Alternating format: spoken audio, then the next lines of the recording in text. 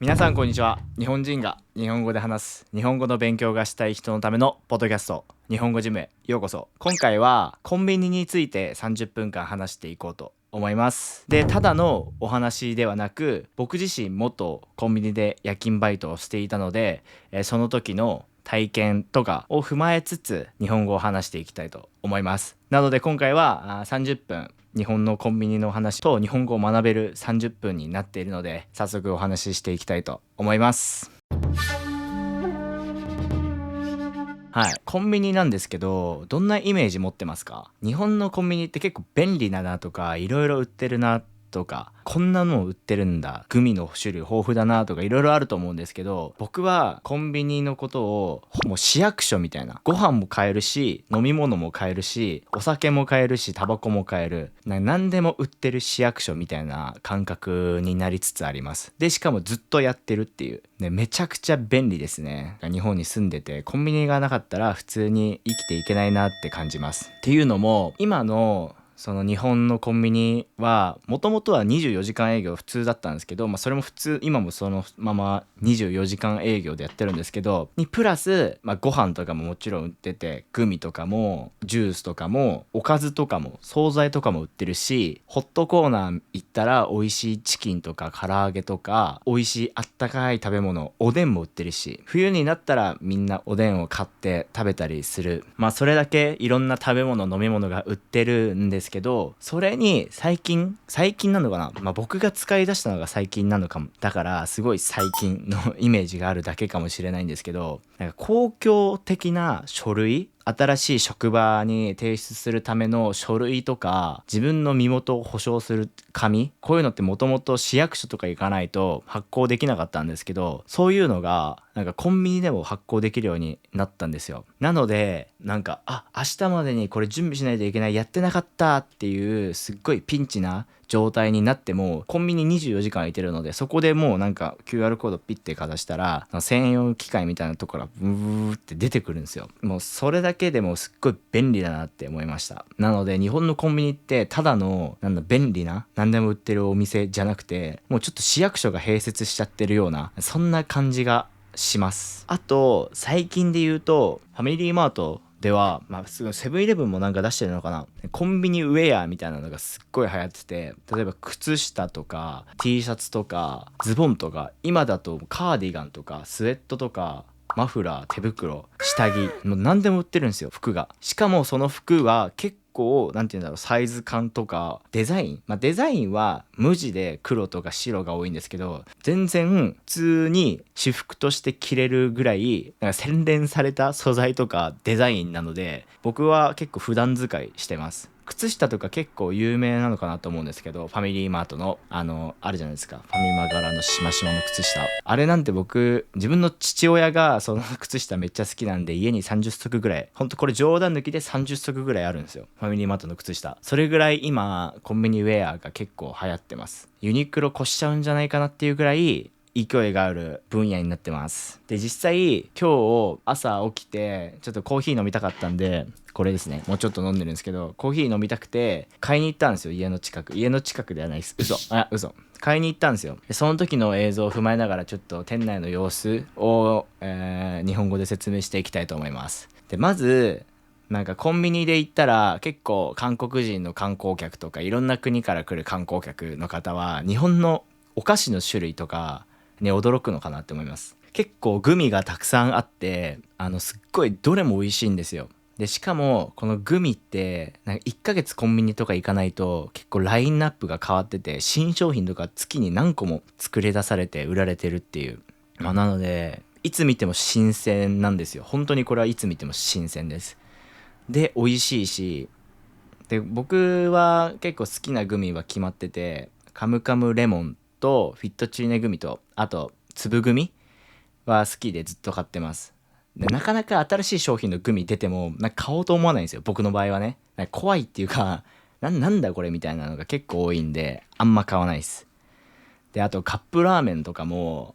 本当にこれもグミと同じ感覚で、行ってない時にまたふとコンビニ行ってみたりすると、新しいカップラーメンが売られてたり、カップラーメンの新しい味はすぐ手出しちゃいます。本当に美味しいんで。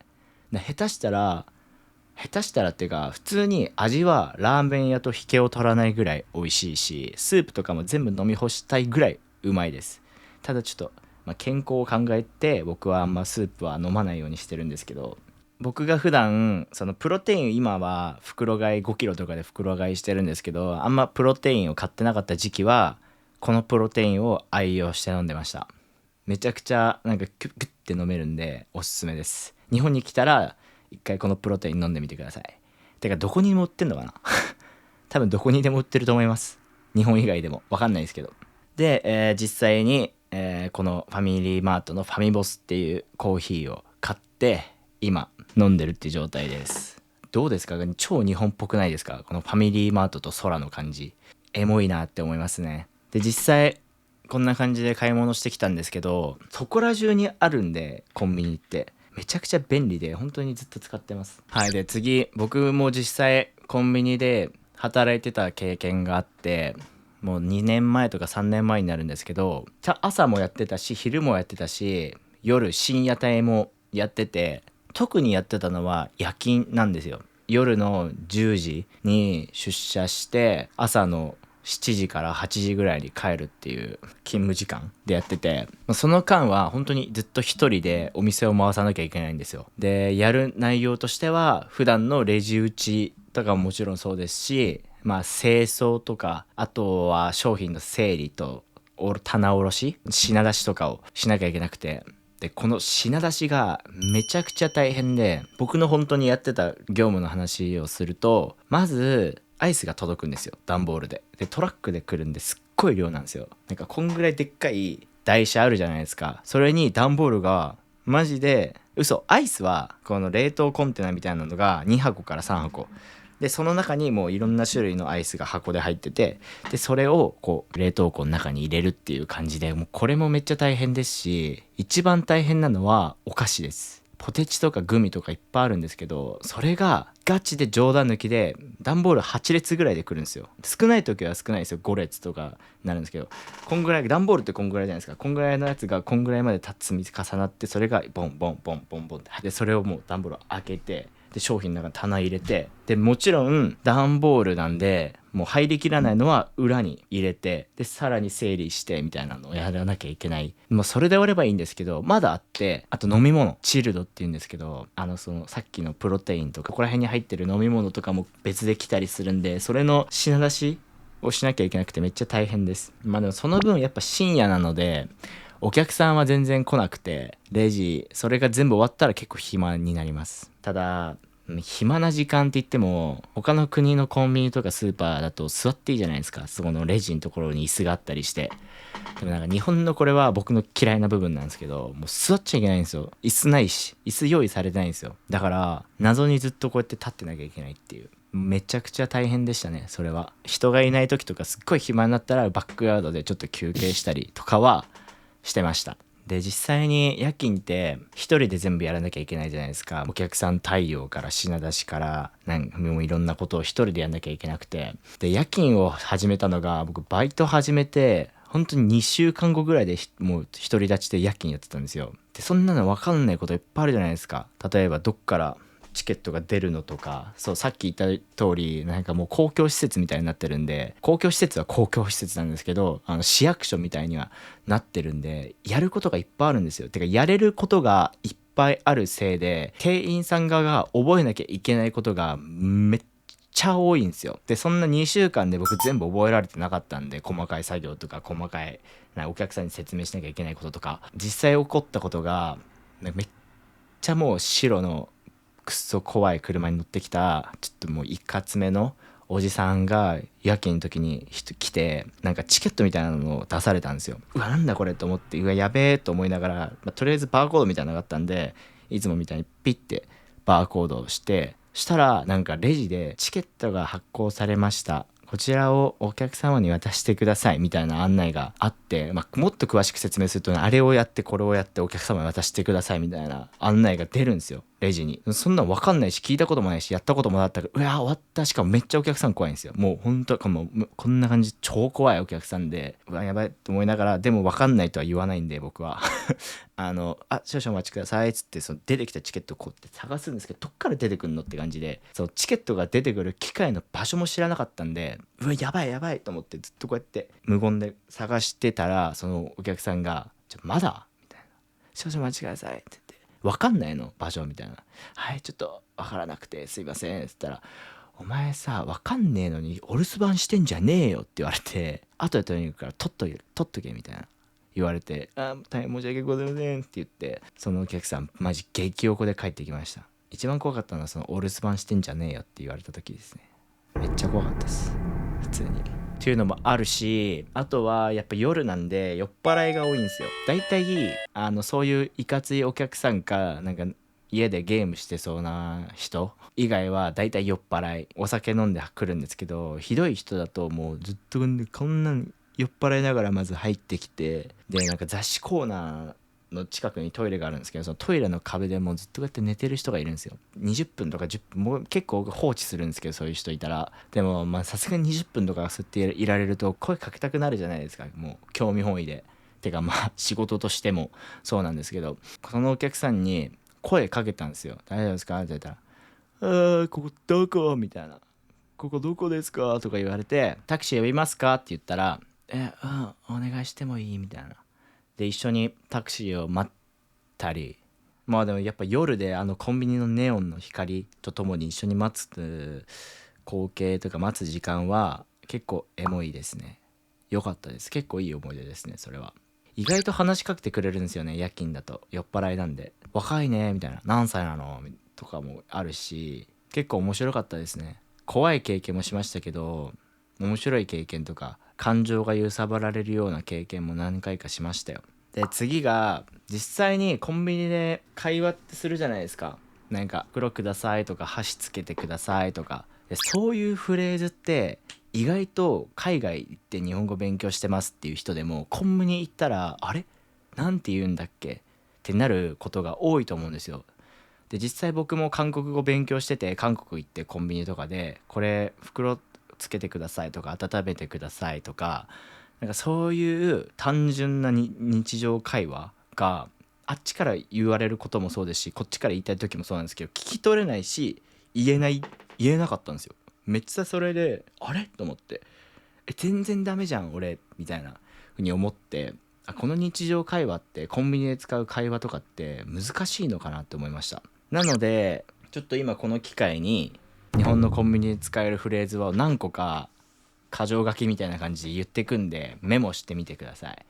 まずは袋いりますか。これは絶対聞かれます。コンビニで何か買えば絶対こっちが店員さんは言うんで、袋お付けしますか、袋いりますか、袋どうされますか、言い方を変えて結構攻めてくるんで、店員さんはこの3つだけは押さえていれば、まずは聞き取ることはバッチリです。でなんて返答するかでいうと、袋いらなかった場合は袋大丈夫です、袋いりません、大丈夫です、この3つで覚えとけばいろんなレパートリーに対して対応できます。で袋いる場合、お願いします、袋お願いします、袋1枚じゃなくて大きいのが欲しかった時、大きい方でお願いします、大きい袋お願いします、もうちょっと小さい袋お願いします。無料の袋ってありますか？これこれもキラーワードですね。今って日本ビニール袋お金かかるんですけど、実はこの薄いペラッペラのやつは無料でもらえるんですよ。なんで無料の袋くださいって言えば、この薄いペラッペラの袋をくれるんで、これも覚えてたら結構便利です。で次は温めますか。これは結構簡単なのかなと思うんですけど、温めますかって言われた時に、お願いします、お弁当温めどうされますか。それぐらいですねこれは。で返答としては、お願いします、大丈夫です、これで大丈夫です。はい。あとなんだろうな、身分証のご提示お願いします。これもね難しいかなと思います。結構若く見える人多いと思うんで絶対言われるんですよ。結構厳しいですし、最近その未成年の方へのお酒の販売、タバコの販売に対してすっごい厳しくなってるんで、多分言われると思います。聞かれると思います。お酒とかタバコを買いたい時に身分証お願いしますとか、身分証のご提示お願いします、年齢確認お願いします、何か年齢の確認できるものはございますか、何か年齢の確認できるものはありますか。ここら辺かな。このフレーズだけ覚えてれば聞き取ることに対してはバッチリだと思います。で、返答としては無言で身分証パスポートとかをパッパって見せれば大丈夫ですし、あとははいくらい、こっちから何か言うことはないです。もうただ見せればいいです。でもしあなたがその未成年の場合は今身分証持ってなくてか身分証忘れてきちゃったみたいな感じで言えば、こっちは売らないんですけど、気まずい雰囲気にはならずに済む。気まずいんですけどね、そういう場合って。ダメですけどね、これ未成年がお酒タバコ買っちゃダメですよ。ダメですけど、もしそんな先輩とか親とかに旅行来てて頼まれて身分証どうありますか、日本のルール知らずにね、その親とか頼まれたら、もう頼まれても買っちゃいけないっていう日本のルール知らずに買っちゃった場合に聞かれるんで、そういった時はそういう風にさっき言った通り、身分証今持ってなくて、身分証ホテルに忘れちゃってみたいな、身分証今ホテルに忘れちゃってありません、身分証忘れてしまいましたって言えば大丈夫です。買わないでくださいよ。日本で未成年の方は絶対買っちゃダメですから、そこはお願いします。はい。あとなんだろうな、こっちが逆に聞きたい時、すいませんパスポートコピーしたいんですけどコピー機ってどこにありますかとかそんなこと聞くのかな。あとはコンビニウェアが有名って聞いたんですけど T シャツどこに置いてありますか、トイレどこにありますか、コーラ売ってますか。あとなんだろうな、一番くじやりたい人だったら一番くじってやれるんですかこんなことは普通に言えるか、言えますねくらいですね。なんでさっき言ったフレーズをさえ覚えていけば、意外とっていうか日本のコンビニでは無双できるかなって思います。で実際この話と直結してくるんですけど、こうやって動画でインプットしても話す機会がないと